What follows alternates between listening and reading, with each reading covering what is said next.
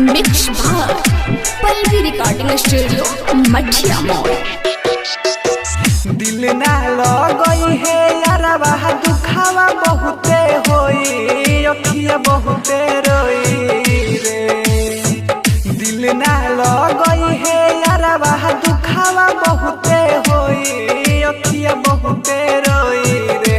तो दिलवा जब जब ओकरा के जोही अखिया तब रोई रे।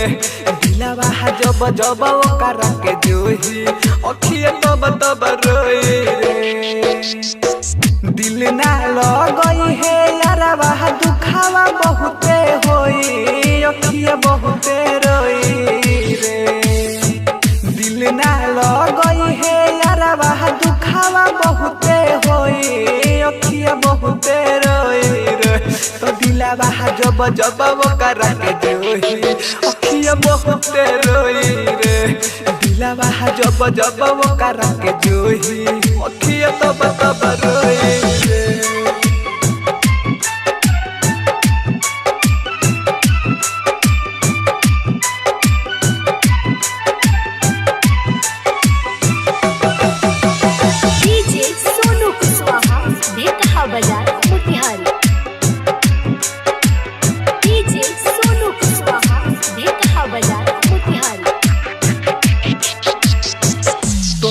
को न सोची है सो कहल तोरा बाती के बनल छोड़ा दी है सो साथी संगाती के।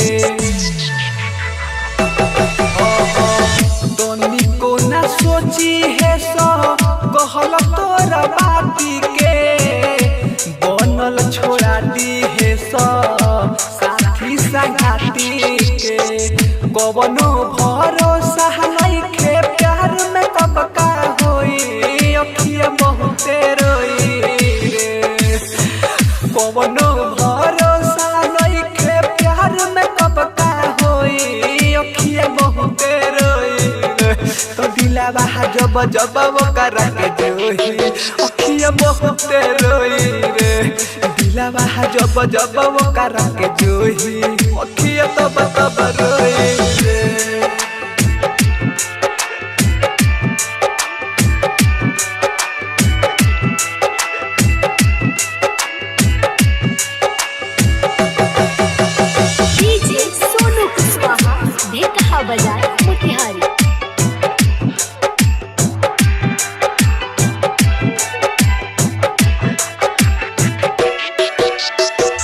राइटर गुडू गोला देना बतिया बताई हो कबहू दिल से प्यार जानी करी हो हमारे भाई हो। राइटर गुडू गोला देना बतिया बताई हो कबहू दिल से प्यार जानी करी हो हमारे भाई हो।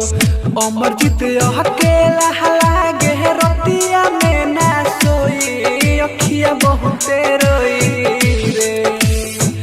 अमरजीत अकेला लागे रतिया में ना सोई अखिया बहुते रोई रे।